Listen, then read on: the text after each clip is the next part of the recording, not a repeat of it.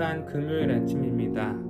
제가 개인적으로 가장 좋아하는 요일인데요. 성도님들이 보내는 오늘 하루 가운데 하나님께서 주시는 풍성한 은혜와 감사가 넘쳐나기를 주님의 이름으로 축복합니다. 오늘 함께 나눌 말씀은 누가복음 11장 27절부터 36절 말씀입니다.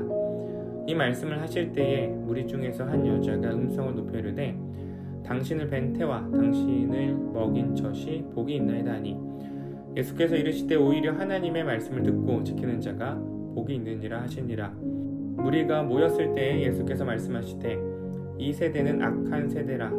표적을 구하되 요나의 표적밖에는 보일 표적이 없나니 요나가 니느웨 사람들에게 표적이 됨과 같이 인자도 이 세대에 그러하리라. 심판때에 남방여왕이 일어나 이 세대 사람을 정죄하리니 이는 그가 솔로몬의 지혜로운 말을 들으려고 땅끝에서 왔음이거니와 솔로몬보다 더 큰 이가 여기 있으며 심판때에 니느웨 사람들이 일어나 이 세대 사람을 정죄하리니 이는 그들이 요나의 전도를 듣고 회개하였음이거니와 요나보다 더 큰 이가 여기 있느니라.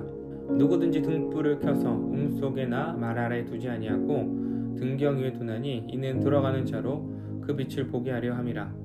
내 몸의 등불은 눈이라. 내 눈이 성하면 온몸이 밝을 것이요 만일 나쁘면 내 몸도 어두우리라. 그러므로 내 속에 있는 빛이 어둡지 아니한가 보라. 내 온몸이 밝아 조금도 어두운 데가 없으면 등불의 빛이 너를 비출 때와 같이 온전히 밝으리라 하시니라. 아멘. 어제 말씀에서 예수님께서 말 못하게 하는 귀신을 쫓아내셨고요. 이 광경을 지켜본 이후에 이 무리들 중에 있는 한 여인이 이렇게 외칩니다. 27절 말씀이죠. 당신을 뵌 태와 당신을 먹인 젖이 복이 있나이다 하니 여인은 예수님이 행하신 기적과 말씀을 듣고 예수님의 어머니가 복이 있다라고 말합니다. 우리 자녀들이 좋은 시험에서 좋은 성적을 얻거나 인류대학 혹은 기업에 들어가면 부모님이 축하를 받곤 하죠. 이번에 아들이 어디 들어갔다면서요? 축하해요. 딸이 이번 기말고사에서 1등을 했다면서요? 너무 잘 됐어요. 이 자녀의 잘됨이 부모에게 상급이 되곤 하죠. 그런데 오늘 말씀에서 예수님은 이 여인의 말에 28절 예수께서 이르시되 오히려 하나님의 말씀을 듣고 지키는 자가 복이 있느니라 하시니라. 자, 복 있는 사람은 어떤 사람일까요? 말씀을 듣고 지키는 사람입니다.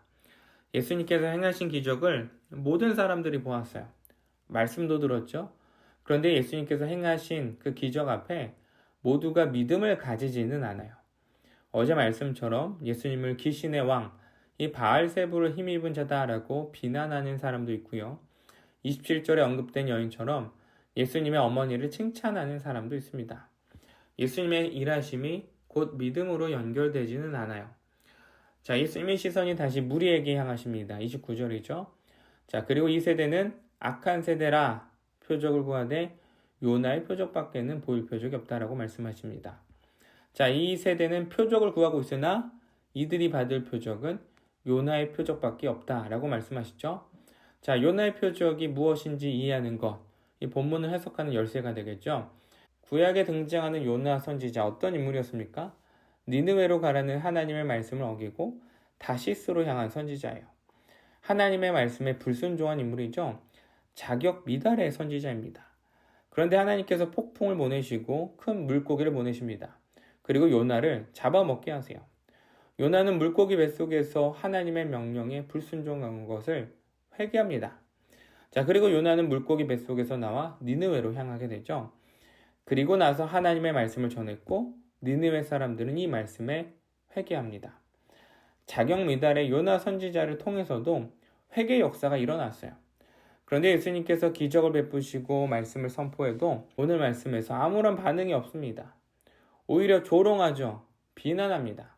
이에 예수님께서 심판때가 되면 남방여왕이 찾아와서 예수님의 말씀에 반응하지 않는 무리들, 이들을 정죄할 것이다 라고 말합니다. 이 남방여왕은 솔로몬에게 지혜를 듣기 위해 찾아온 스바의 여왕이죠. 이 여왕은 솔로몬에게 지혜를 듣기 위해서 원거리를 이동해서 왔습니다. 그런데 지금 무리들은 바로 눈앞에서 말씀을 전하고 있는 예수님께 아무런 반응을 하지 않아요. 구하는 것이 없어요. 그러니 정죄함을 받는 것이죠. 이후 말씀에서 등불이 등장합니다. 예수님께서 이 등불을 눈에 비유하죠. 눈이 건강해야 빛을 볼 수 있습니다. 그 빛이 우리의 몸을 비추어야 우리는 어둠 가운데 살아가지 않죠. 오늘 예수님은 우리가 어둠 가운데 살지 않기 위해서 눈이 성해야 된다. 자, 그런 사람은 어떤 사람일까? 말씀에 반응하는 사람이다 라고 말씀하십니다. 말씀의 빛이 내 안에 있을 때 우리는 빛의 자녀로 살아갈 수 있어요. 그러나 아무리 말씀을 들어도 그 말씀을 듣고 지키지 않는 사람은 어둠에 머물면서 정죄함을 받습니다. 하나님의 심판을 받는 것이죠. 교회 안에 다양한 사람들이 존재해요. 나이도 다르고 직업도 다르고 성별도 다릅니다. 다양한 하나님 나라 백성들이 함께 살아가고 있죠. 그런데 오늘 말씀은 성도를 두 부류로 나누고 있어요. 말씀의 빛에 반응하는 자와 그렇지 않은 사람이에요.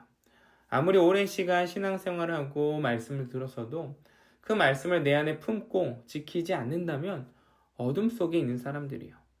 그러나 이제 막 신앙생활을 시작했어도 듣는 말씀을 가슴에 품고 살아간다면 빛의 자녀인 것이죠. 살아가는 빛소금의 성도님들이 말씀에 반응하는 자가 되기를 소망합니다. 말씀을 듣는 자리에서 머물지 않고 지키는 자리로 향하는 것이죠.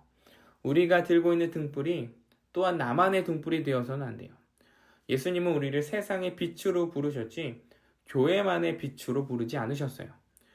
말씀의 빛이 비춰지기 위해서는 그래서 우리는 들은 말씀을 가지고 세상으로 나가는 훈련이 필요해요.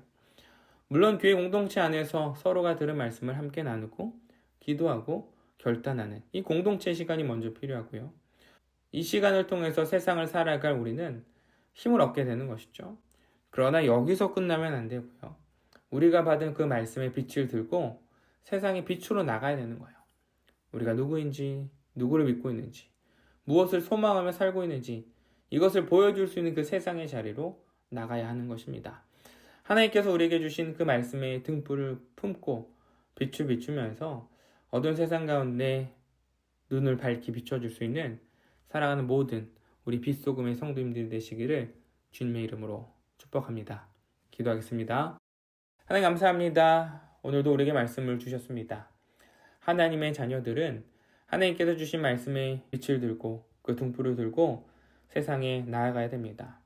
먼저는 내 안에 그 말씀의 등불이 비춰지기 위해서 하나님의 말씀을 가까이 하는 자가들이 되게 해주시옵소서. 또한 들은 말씀을 듣는 것에서 멈추지 않고 지키고 행하기를 원합니다. 말씀이 곧 나의 삶이 되고 행동하는 지침서가 되게 하여 주시옵소서. 또한 세상에서 우리가 빛이 되게 원합니다. 그 빛은 내가 비추는 것이 아니라 말씀을 지키는 나를 통해서 세상의 빛을 비춰짐을 고백합니다.